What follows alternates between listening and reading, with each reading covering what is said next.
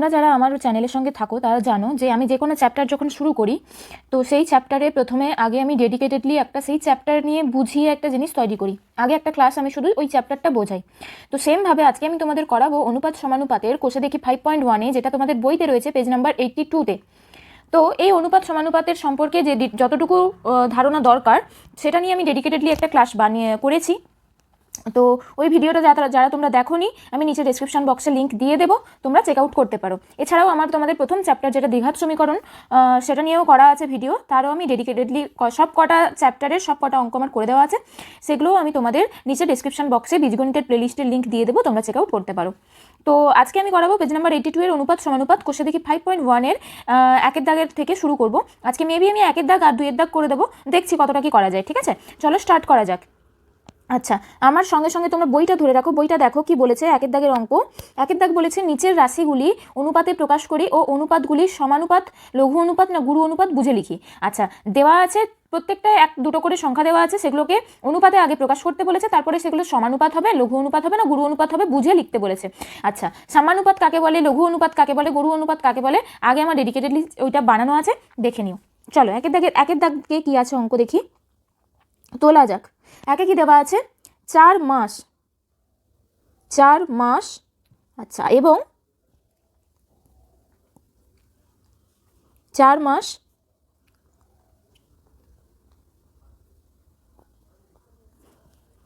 এবং দেওয়া আছে 1 বছর 6 মাস, 1 বছর 6 মাস। দেখো দুটো সংখ্যা দেওয়া আছে, 4 মাস দেওয়া আছে আর আছে 1 বছর 6 মাস দেওয়া আছে। আমরা কি করব, প্রত্যেকটাকে একই এককে নিয়ে আসব। আমি এখানে 4 মাসটাকে দিনে নিয়ে আসব আর 1 বছর 6 মাসকে দিনে নিয়ে আসব। 4 মাসকে যদি আমি দিনে নিয়ে আসি, 1 মাস সমান কত দিন, 30 দিন। তাহলে 4 মাস আমার কত হবে, 4 গুণিতক 30 দিন, এবং এটা কত হবে, 1 বছর মানে 365 দিন, প্লাস 6 মাস আছে 6 গুণিতক 30 দিন। আমি দুটোকে একই এককে নিয়ে এলাম।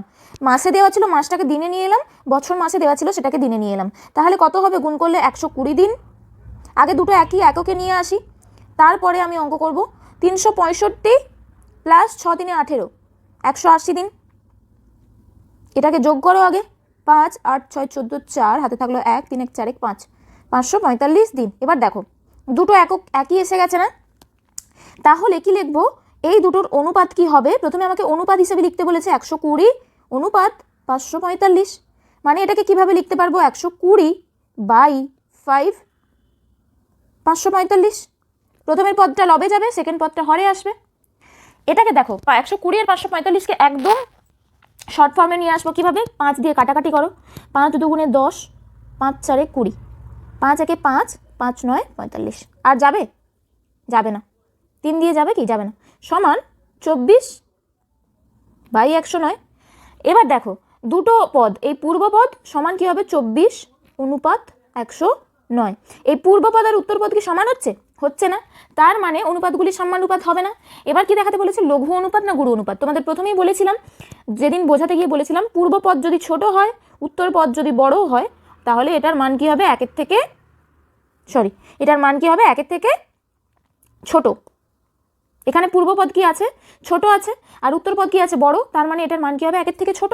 তাহলে কি হবে, দেয়ারফর অনুপাতটি ছোট মানে কি, লঘু।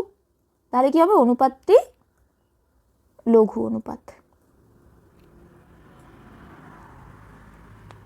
বোঝা গেল?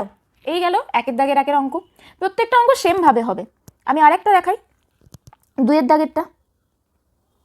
দুইয়ের দাগে কি বলেছে, 75 পয়সা এবং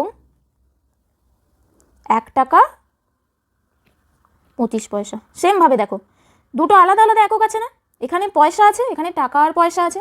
তাহলে কি করব, দুটোকে আমি যদি পয়সাতে নিয়ে আসি, তাহলে এটা 75 পয়সা পয়সাই থাকলো, আর এই টাকাটাকে আমি পয়সা নিয়ে চলে আসবো। 1 টাকা মানে কত পয়সা, 100 পয়সা, প্লাস এখানে 25 পয়সা, সমান কত হবে, 125 পয়সা হলো। তাহলে এই দুটোর অনুপাত কি এসে দাঁড়াবে?